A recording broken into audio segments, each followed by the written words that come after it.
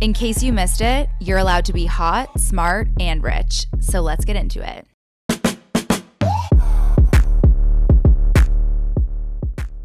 Courtney James Reum, are you ready to get hot, smart, rich? So ready. So let's get into it. Wait, I wanted to say it. Do it again. We can do it again. You start again. I'll finish. Courtney James Reum, are you ready to get hot, smart, rich? Totally. So let's get into it. Is that your favorite thing that I say? Yeah, that's, as you know, I say that most mornings when we wake up after our mandatory 5-minute cuddle. So let's get into it. So I'm probably more nervous for this episode than our actual wedding day. My heart is beating so fast. And I think I figured out why. Because I have my shoes off and you don't want my toes to get caught on camera. But yes. Because our entire relationship, you have put me into my feminine. And like, you do lead our family. And this morning, you just said, lead me. And it's such a weird position to be in because I feel like for the first time in my life, so safe and so happy. And because I know no matter what risk I'm taking, you're there to catch me. And so with this episode, it's like I'm leading. And that's a very different dynamic for our relationship. But let's just start here. How does it feel to be married? Feels very good. Do you like wearing a ring? I do. I've gotten used to it very quickly. And it feels great. I mean, it feels amazing. I guess you never know what it feels like till you're in it. But for me, it's felt so blissful, so great, but also like just so easy and comfortable and not like oh my gosh, now we're married. It's like we've just like stepped into it and kept going. Yeah, it's like truly the best feeling in the world. I don't know if it feels like that for you, but for me, it does feel different. And I hear a lot of the time people are like, it didn't really change anything. We already lived together. We already acted like we were married. But I think for me, just the actual process of getting married made it so real. And so for me, it does feel different. Does it feel different for you? Yeah. I mean, you know, your dad said it like when we kind of talked to him to get his permission, he was like, it'll change you. And I think like anything, I'm not sure if I even know exactly how it's changed me, but the act, the ritual, making the vows in front of all of our closest family, like, yeah, I think you have to feel differently. So the last time... do you feel differently day to day? Yes and no. Like on a day-to-day basis, it does feel different for me, but I think it's because it's been so recent.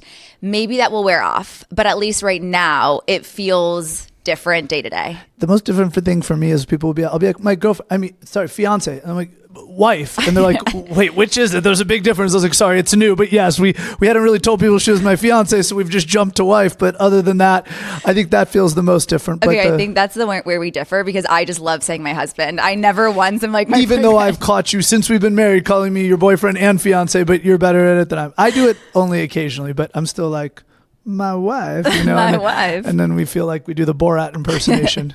And then even remember, I tried to say it normally, like my wife. And then when they did it, someone else like did the Borat impersonation. I'm like, do I just sound like Borat saying my wife? My wife, Maggie Sellers-Reum. Do you like my new name?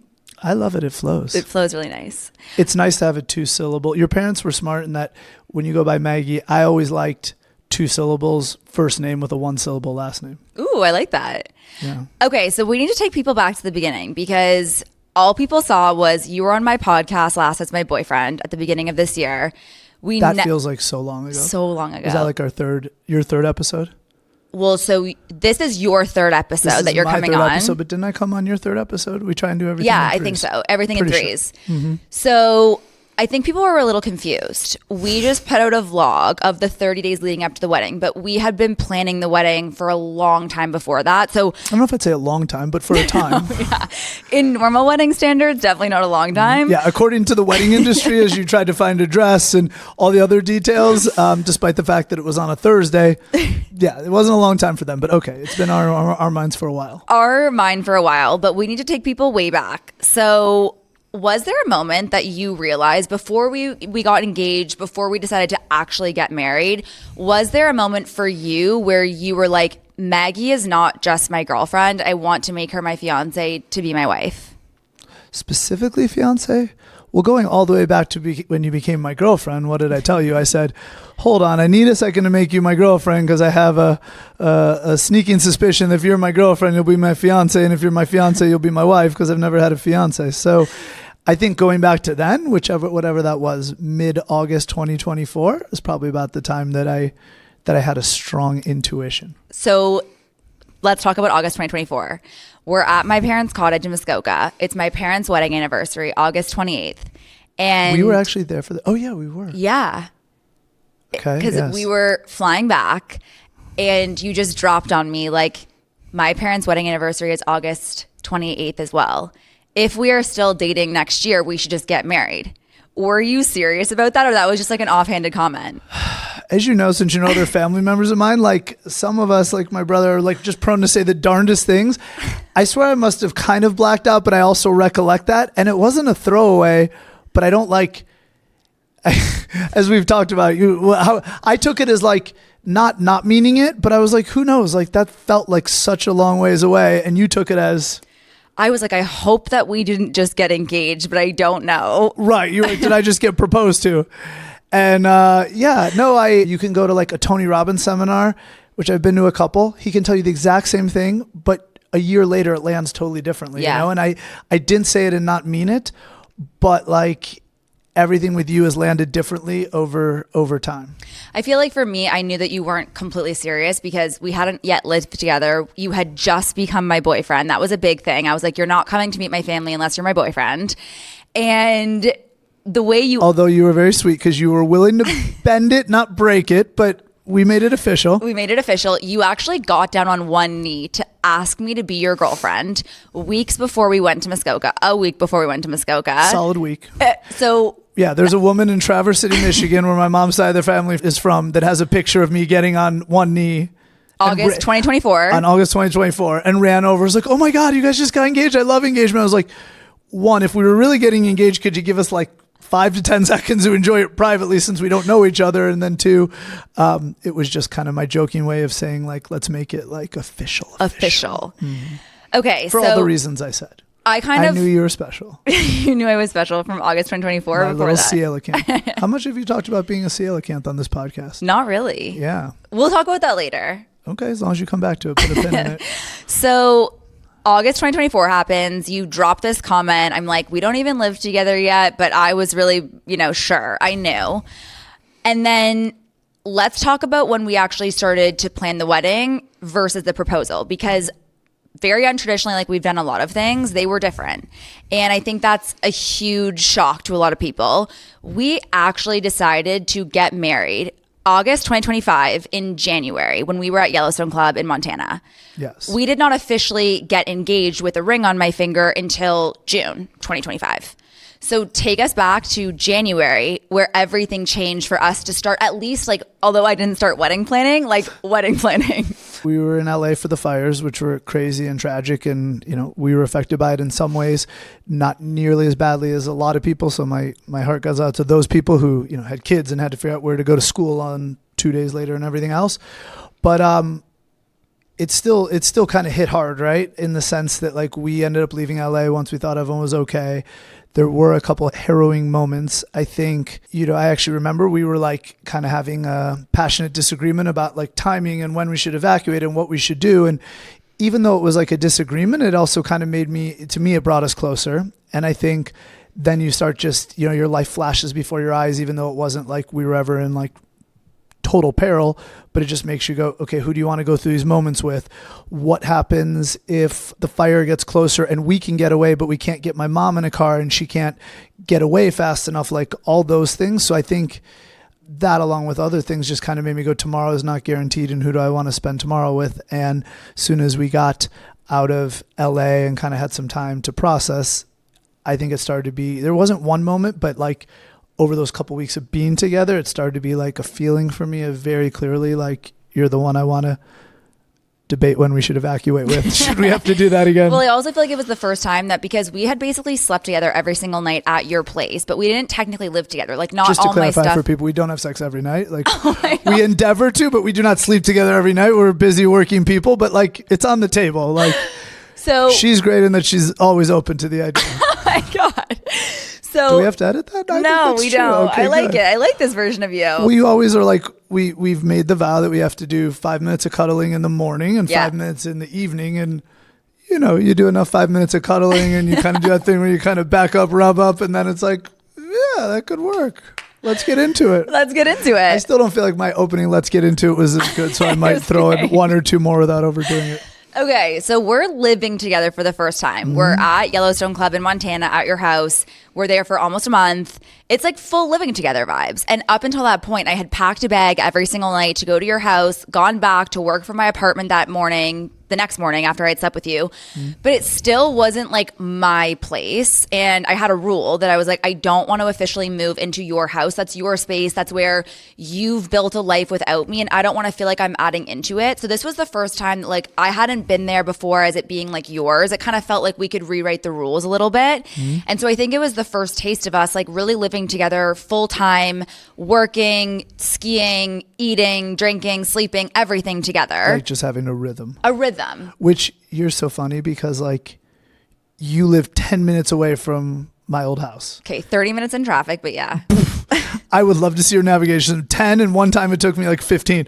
But you would think we were like dating cross country. Sometimes you're like, I have to schlep my bag. I'm going cross country. I was like, it doesn't seem that taxing, but okay. We'll tell that to a girl that's packing up like every single thing for the night, the day after. It's a lot. Anyways, so we are in Yellowstone Club and it just felt so right. Like I felt that. I think you felt that. So you decided to have a call with our psychic. It was my regularly quarterly call on the cadence, which fell at a good time, right? As it always does. As it always does. You go upstairs and have this private conversation. And I always get a little nervous when you talk to our psychic because the first time you talked to her, she was like, Maggie's not for you. So my heart was beating. She said you were too into work. That's the main reason. Okay. And now we found out we can do stuff like this where you pull me into your work, but okay, so it works. So you walk downstairs and you have this big smile on your face and you're like, can you sit down? We need to talk. And you look at me and you're like, Carissa just told me that Chris is the psychic. Chris is the psychic, that we should get married on August 28th of all the days. How does that make you feel? And I remember being just like, how would she ever know August 28th? Like there's no recollection of our parents getting married online. Like unless you told her, which I know you wouldn't because that's our whole thing is like seeing what she knows. The fact that she chose that day was such a sign to me that it was like, oh my God, I hope that, I want that. Like, I'm so happy. And just to clarify, I didn't say, should we get married on August 28th? It was like, should we get married? And we're kind of progressing. And I'm like, okay, I'll just indulge this woman and say, if we were to get married, what day should we get married? And she said, well, there's only one date that makes sense. I was like, okay, let's hear it. She said, August 28th, of course. What did you feel in that moment?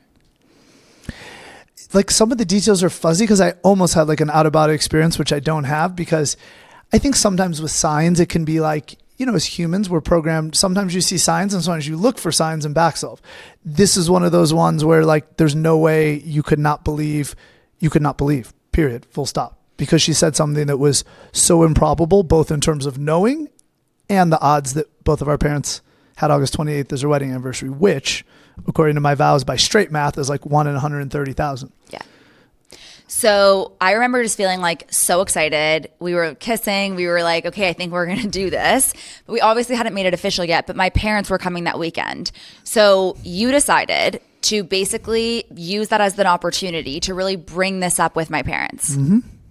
Yeah, I think obviously we had like talked about it, but and this is new to me. This is the first time, but I felt like I really wanted to respect your parents, Edward and Linda, Mr. and Mrs. Sellers. So I don't know. It was somewhere between. I don't think I was trying to tell them, and I don't think I was trying to ask them. It was somewhere in between. Well, I think the best part was that I ended up taking a gondola ride. Again, I hadn't been alone with them in the whole first day. We ended up taking a gondola ride together with just the three of us. So I got to talk to both of your parents together, which was really special because, let's see, they've been married 43 years now, so maybe 42 years at the time. And so it was amazing to talk to them both together because it just felt like a conversation and they were so warm and so excited and so supportive. So it was amazing. Did you cry?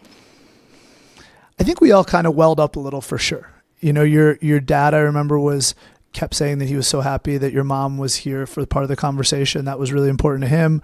I could see your mom tearing up a little. And I was just like, yeah, we're sure. Feels so right. I think that's where things just get so untraditional because right after that, you came home, you tell me, you're like, I just asked / told your parents that we're getting married. And that night we were going out for the last dinner before they were leaving the next day. And so it was my sister, her husband, their child, both my parents, you and I. And we kind of had this like little mini celebration, which I don't feel like people do after they typically ask for permission or get a blessing or whatever you want to call it. So I feel like from that moment on, we were kind of like all on the same page. We had all kind of celebrated. And then that week we went home and told your family, which just furthered this excitement around it. And so I would say that's when I really knew. And I feel like for the first time, I didn't need a ring. I didn't need the things that I felt like you hear in society, you need things to be. And I think maybe that's partly because, yes, I had obviously gone through a proposal before, but because it was about you and I, and it was about marriage, not a wedding, it wasn't about the ring. It wasn't about what people thought. I think it was just about you and I. So like, obviously there's some people we told who were close to us who were, of course, I'd like to think nobody wasn't happy for us, but some people just felt a little confused because some people's first question is, but wait, you're not engaged. And I was like, and? Yeah. Just be happy for us. Like, yeah. We'll figure that part out. And they were like, but I'm like, don't get caught up in the logistics, get caught up in the feelings. Like, we want to do this. And as we've said to so many people, like, we didn't choose the date chose us. So that happens to almost no one that I know of. So we had the date, and then we just had to back solve for a few of the, details along the way. Yeah. And I think for me, to be totally honest, especially as a woman, you want things done a certain way at a certain time in your life, and a certain ring and a certain that, and it's really about the show. And I think that answers a question that we're going to do in a totally different episode. But like, I had felt before with previous relationships, it was more about ticking a box and doing things the way that you're told you should do it. And with you and I really just didn't care how it happened. I didn't care the process. Or I'm surprised you used to feel that way, because if there's anyone I would have thought who wouldn't have it be totally traditional or exactly following the path, it would be you, my little cielo camp. So I know, but I think... Can we mention the cielo? Okay, it's out of order. But I think it's like, when you just stop and think about all these things, it's like, who says? Who cares, or who says? Who set that? Yes. Who are you doing that for? If I hadn't put in the work previous to meeting you for that 6-month period where I called off my engagement, really sat with myself, like went back into deep childhood trauma and was like, why am I like this with men? Why is this happening? Like, what did I do wrong? I don't think that we would have been together. Like, that is the work that I had to do to get to the point where you're like, I can't even picture that version of yourself, because the previous version of myself was very focused on like perception and check marks and timelines and doing things the right way. And like, those things don't matter to me now, but they did. And I would be lying if I said that they didn't 2 years ago. Yeah, that's for me, like, just one of the ways I just knew I was ready, and then I knew you were my person, is that I just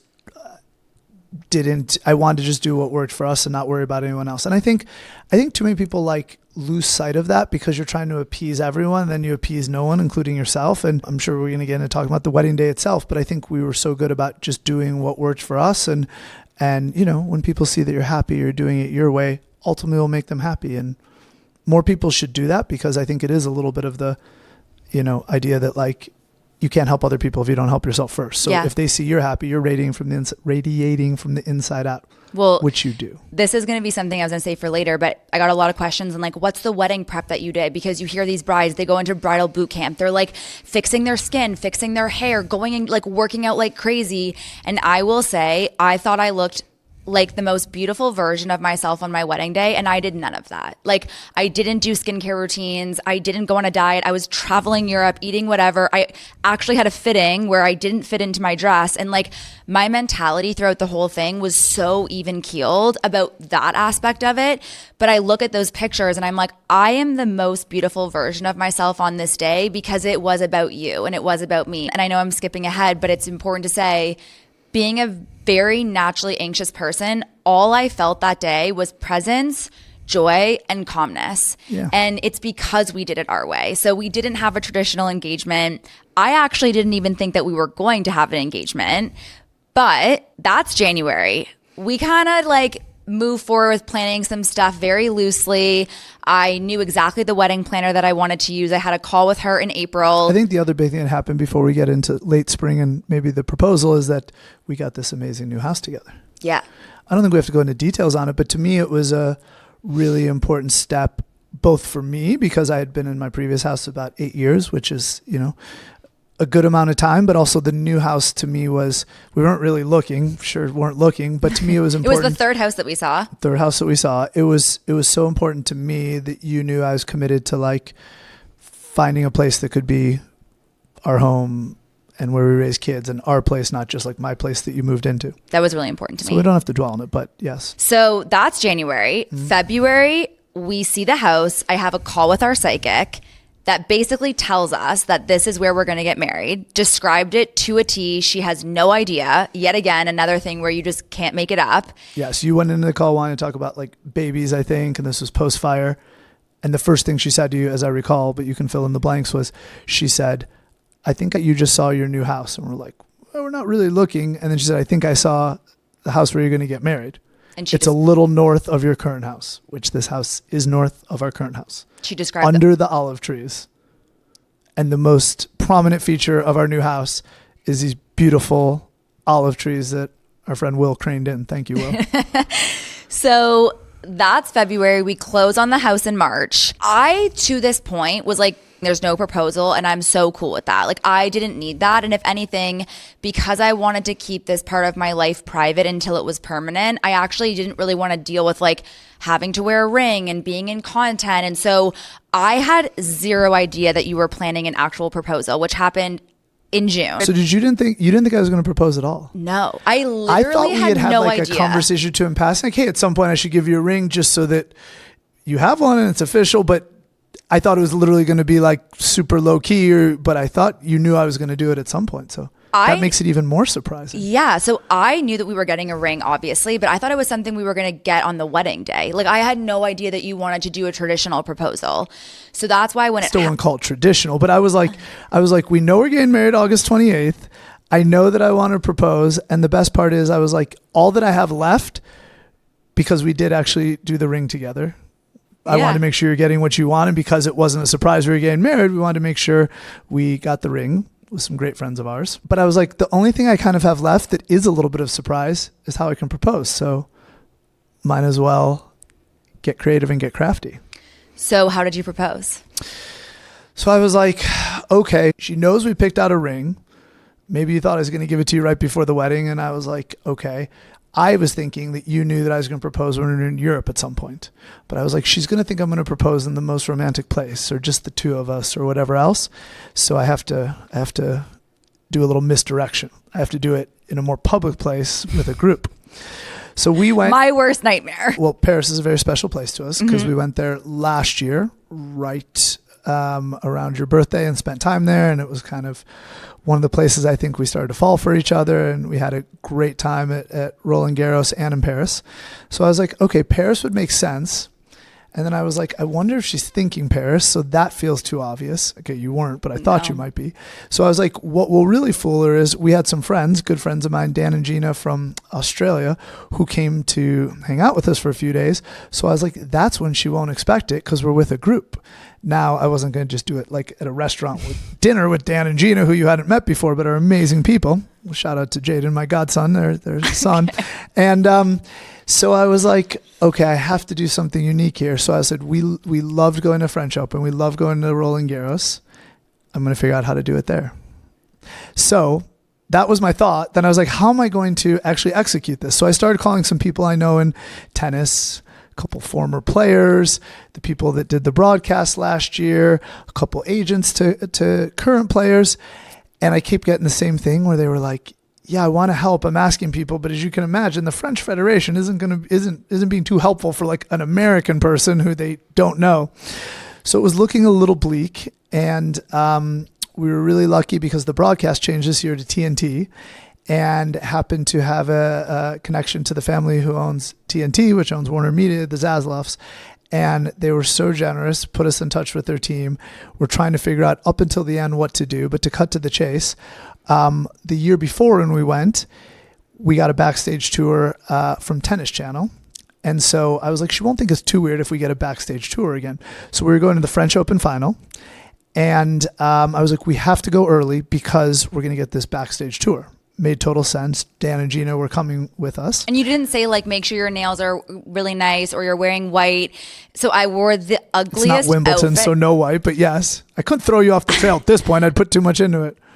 I could never post this engagement video because I hate my outfit so much. I'm wearing like tight skinny jeans, a suede jacket, like a scarf around my neck. I had zero idea that I was getting it was the proposed French to. Open final. It's not like you couldn't have done it up a little bit, but I thought you looked amazing. Still, you always, with that smile, you always just radiate from the inside. So, anyways, we went in there, got there on time, which was a challenge. Yeah. And basically, the final was at 3:00, but then we found out that the women's double final was at 11 a.m., so we had to get there by 10. So we got a little backstage tour. Then we went up to the top of Philippe Chatrier, which is center court at Roland Garros at the French Open Where final. no one could see us. Where no one could see us. It's an empty stadium. There's camera crew around because we had just taken this backstage tour and it's TNT, so you thought nothing of it. And then I hope you post this at some point so people can see it, but as you're looking over the empty stadium, we played a song that we love that is meaningful to us, Higher Love.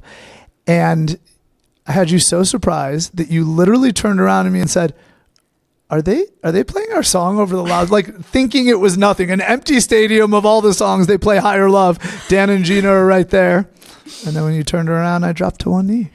And the funniest thing for me is like, I didn't black out. You didn't have a huge thing that you said.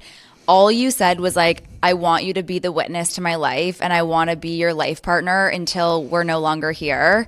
And will you marry me? And it wasn't this like moment where I felt like my world stops. It just felt so right that I was like, I had no words. I went from laughing, being like, is this actually happening, to crying, to just smiling. And then finally you're like, so are you saying yes? And I was like, of course I'm saying yes. And conversely, I don't know, sometimes you think you'll be nervous and you get all the nerves out and you're not nervous. Sometimes you think you'll cry and then you've already got the tears out. I wanted it to go well because I am just like that. And I want it to be meaningful for both of us and something we look back on. But if I slipped on a banana peel and fell, that would be part of the story too. But I wanted to go well from that point of view, but I wasn't as nervous as I thought because I just knew it felt so right. So I have the most gorgeous ring in the world. We did design it together, although I didn't know you were going to give it to me on that day. But I feel like this is a really big tip because this is something that you're going to wear for the rest of your life for women. And you were like, I don't want to design this by myself. Like, I don't know what you like. Up until I started wearing fake rings, I thought I wanted a gold band. Like I was convinced I wanted Hailey Bieber's ring. Like I wanted an oval shape with a gold skinny band. My best friend Amanda started making me these cubic zirconia rings to just test out what I liked. So for a few months, I was wearing every different shape, every different style of band. And after a while, I was like, wait, I really love silver. I really love an emerald. Like it means something to me. And so I feel like, especially when you're making these big decisions, and I think that's part of our story is doing things so untraditionally, we've been able to rewrite the rules of like an engagement, designing a ring, and showing people that it's like, it doesn't have to be the way that it's always been done. It's just about what makes sense for you. And I think like I respect the traditions, but also how many men, despite their best efforts, have gotten it wrong because they were just trying to do what they thought the woman would like and didn't. And this is something that then either you have to do something really awkward, like totally redo the ring, and you have to wear this the rest of your life. And then a lot of women might not want to say something or hurt their feelings. So some of these I think it was so great we did it together, and it was actually a fun little project to do together. Big project to do together. Was there anything throughout the wedding planning process that you would do differently? I think we could have started a little more like in February versus something closer to April, but we were getting to the point where I knew if we didn't bring on a wedding planner soon, it would you needed a thought partner and you needed an outlet, and I didn't realize how far in advance, even when you do the type of wedding we were going to do, you need to start planning things. So let me actually take it back from here because so we knew we wanted to get married on August 28th. We knew we wanted to get married at our house. It was impossible in this period of time to plan a 100-person wedding like we would want. There were a bunch of factors like your cousin already getting married a few weeks after that we were like, we need to figure out a different solution. And so our wedding planning process did feel a little clunky because there was just so many factors where some of the decisions that are really hard for people, like when and where, were made for us. Other decisions of like how it was actually going to go felt really unclear. And so I have some questions from the community that I think is just good to ask because I think it will just do a good job of explaining how we did it. Someone asked who we used. As soon as we started really imagining what this day could look like and the type of wedding that we wanted, even though it was going to be intimate and small, I knew we needed a wedding planner. And I knew I wanted it to be Ashley Piggott. And in retrospect, wouldn't you have done the wedding planner in like February if you knew you needed it? Right? For sure. Because Ashley's been so great, but we could have gotten her on board sooner. Totally. One of my favorite questions from the community was what was the best part of planning and my least favorite part. Ooh, we haven't done a postmortem, so I don't even know what you're going to say here. My favorite part of planning was I saw the vision from the very beginning. I saw you and I standing up under the olive trees. I truthfully felt like it wasn't about anything but you and I. And I think that was my favorite part. Yes, I'm an anxious person. Yes, I was getting stressed out like every bride does. But with my little HSR love notes at the end or the beginning of the day, I would always remind myself, like, it is about being under those olive trees and getting married. And it was more about our marriage than it was about the wedding. And you did such a good job of leading us with that vision because, like, I wouldn't say I didn't see it, but guys are different and maybe I hadn't pictured in the same way, but you graphically described it to me so many times that then I started to picture it, and I'm not usually a big visualization person. And I think that leads into my least favorite part, which details have never been my thing. I am a visionary. I am a maker. Not an executor. I am not a manager.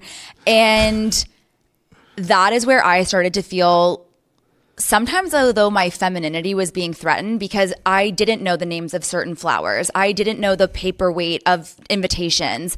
I don't know how you address people properly in the most formal way. And so I think it was like, I like to be the best. And so being bad at anything really threatens my identity.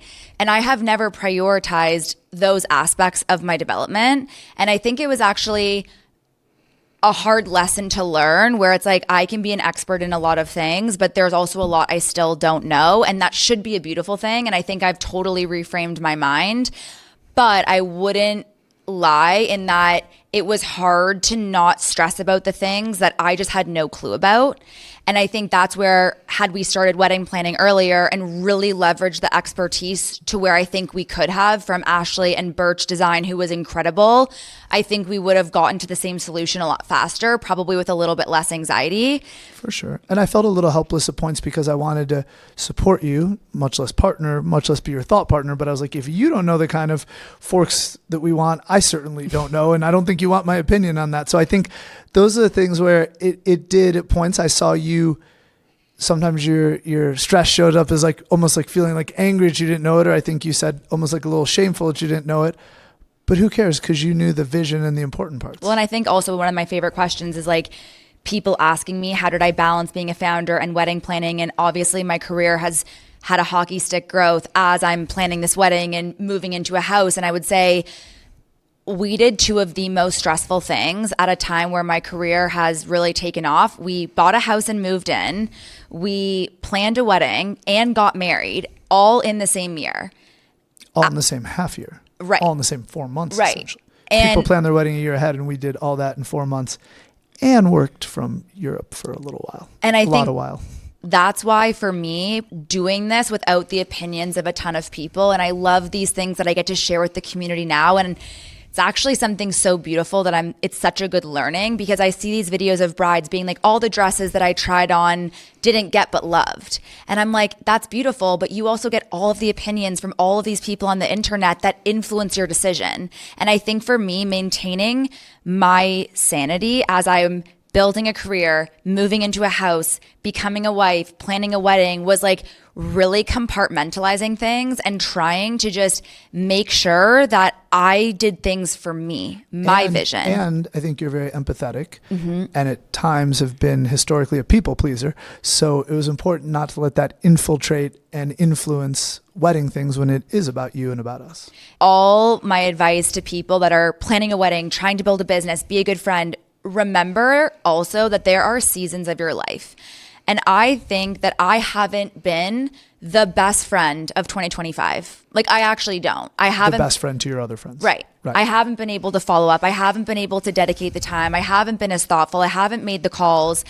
And I think my best friends know that this has been the best and the most intense part of my life, and it won't always be that way. And maybe next year, because I'm not doing X, Y, and Z, I'll be able to be a better this or a better that. But I think just maintaining that clarity when you know, like, you can't be everything at once. What are you going to have to sacrifice? But I think one thing people always talk about is, I want to be in balance. I want to be in balance. And I used to feel like that. And now I feel like to do extraordinary things, whether it's plan a wedding or grow your business or whatever, you usually have to be out of balance for a while to come back into balance. So at some point you have to spend more time on your work or spend more time on the wedding and realizing it's for a season and a reason, but you're probably going to get better results by being out of balance and then eventually kind of coming back into homeostasis. Totally. Back to the wedding. Okay. This brings us to the wedding day where we have some really interesting questions. I love the community. They ask great questions. I know. It's kind of like they're like leading us. HSR is the best. What was the most unique element we had at our wedding? I think the first thing that comes to my mind is just the first look of how we came down the stairs. I think that picture, which is what I made my screensaver, and it's very special to me for a lot of reasons, as anyone who's a friend of mine knows, I've had my late father as my screensaver for 8 years and changed it to that picture because I, one, wanted to make the wedding that, my screensaver, but also just that photo is like, kind of captures it all. Sorry, I'm getting a little choked. Wait, I was like, we've never talked about that, but actually I never thought you would ever change your screensaver because it was always of your late father. So I was like, I never expected him to change it. And so when you did, I was like, it's so special. Yeah, I guess we haven't even talked about it. I kind of just did it quietly. But, I also think story for another time, but like my dad would want to be a screensaver my whole life, I love you. He'd want me to be happy and move forward in this next chapter.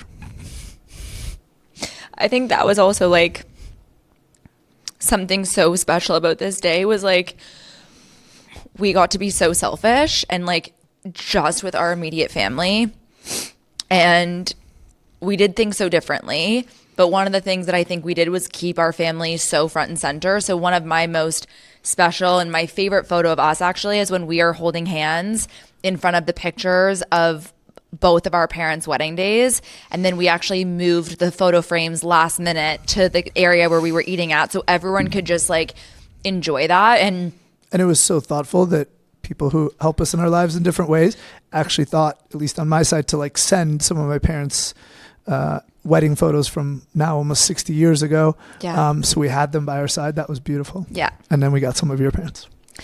My favorite memory of the day, which someone asked, one, I think just for me, like how calm I felt. I don't feel that very often. I'm either really anxious, really excited, really everything. I'm a lot, And so for me to just But I love all of you a lot. But you are a lot. For me to just feel so calm and so present doesn't happen to me a lot. And when I was alone, because I asked to be alone a lot throughout the day, I didn't go on my phone.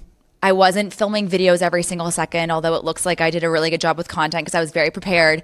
But I had a lot of time where I was just sitting by myself, just soaking in what was happening to me. And that was my favorite part. Our vows were some of my favorite parts. And then I think truly taking it back to your dad, like it breaks my heart. I will never meet him. But I felt him so much that day. And when your brother finished his toast and said, "Our dad would have loved you," that was for me like such a special moment. Yeah, for sure. Yeah, it meant a lot that we, said a little thing about my dad, but also other people in our family who weren't there and lit some candles, which I think is nice. Do you have a favorite memory of the day? To me, the day is just almost like one big memory. I just think I couldn't have wanted anything more. I think just looking at you when we were standing up there with our officiant Sylvia was probably my favorite moment, just standing there, because we had this moment that maybe you'll share some pictures of at some point, but we were looking at Sylvia and then looking at each other, and I couldn't really see all the family sitting down. And then all of a sudden, some of our little nieces and nephews actually came up to the stage. They're all between 3 and 7, and they just came up to the stage, and I look over and they're all sitting there just looking at you in awe. And it was one of my favorite moments, one, because it's just like, I think, you just see the awe and the joy and the wonder from kids, but also that they could be a foot away from us off stage, and I didn't even notice they were there because I was so focused on how beautiful you looked and looking into those eyes and the way you look at me, which is what I said in my vows. That was my favorite line of your vows. Yeah. Should I repeat it? Yeah. I don't have it verbatim, but I think it was something to the effect of like, I just knew when I saw the way you looked at me, and that I don't want anyone else to look at me that way ever again. Because it's true. I've been lucky that I've had a lot of people love me, I think, in all different friendships, family, otherwise. But I don't think anyone's ever loved me like you have. And that, to me, is like kind of how I knew, how could I ask for anything or anyone more than that? Love you. My little Ciela can. I think that's one of the most special things about doing it at our house because, you know, we hosted a dinner last night. We sat under the exact spot we said our vows. I got ready in our bedroom, in our bathroom, where I get ready every single day. We had our dinner in a place where we're going to host so many of our loved ones. And I think the wedding industry has become so ballooned and so about what it is and, you know, who covers it. And so for me to just bring it back to the basics of like that and being able to relive those moments over and over again feels like the biggest treasure, truly, that I just want to like package and just hold so dear. But technically, our wedding isn't over. So this is the first time that we are announcing this. Drum roll, please. We're getting married again. I'm just kidding. We are having a celebration of our marriage. Celebration of marriage. So like the word... Have people done this? Like celebration of life? No, I'm a brander. I'm a marketer. So I was like, okay, we didn't get to celebrate with all of our friends and family who have gotten us to this point. That is also what marriage is about and a wedding is about. But I didn't want to walk down the aisle again and do the same thing. I want to give people an experience. And so like funerals have evolved, some of them, to celebrations of life, I figured that we would evolve a second wedding to a celebration of our marriage. It is so much more than a party, it's not just a party. There are going to be a lot of traditional wedding elements, but also a lot of different things. Are you going to like name one or is it a secret until It's a secret. Okay, secret. But we're doing a celebration of our marriage in early 2026. I'm so excited because the pressure's off. We can now take people along on the journey, have some fun, throw some amazing events over a weekend, and do a lot of the things that we didn't do. Like? I can dip you for a first dance. Exactly. Okay, exactly, yes. Might have felt a little weird to do a first dance with just 15 people. Not to mention we didn't have a dance floor, but... or a DJ or... But I think I even break it down into two different things for me, and maybe it's different, but it's like we got to make the 28th all about us, and now it's not that March won't be about us, but it really also is about all of our family and friends and people who have supported us and making sure they feel like this is meaningful to us too. But like, even for example, as we've learned, so many people struggle with entertaining everyone and saying hi to everyone and getting great photos. And we got to almost bifurcate the two. We got amazing photos. Shout out to Kristen Marie Parker, who's an incredible photographer. And, best decision ever. Her team, and they worked so hard. They didn't even take a 5-minute break that I saw. Logan. So now we got to, yes, Logan was great. And so now we got all the pictures we could ever want.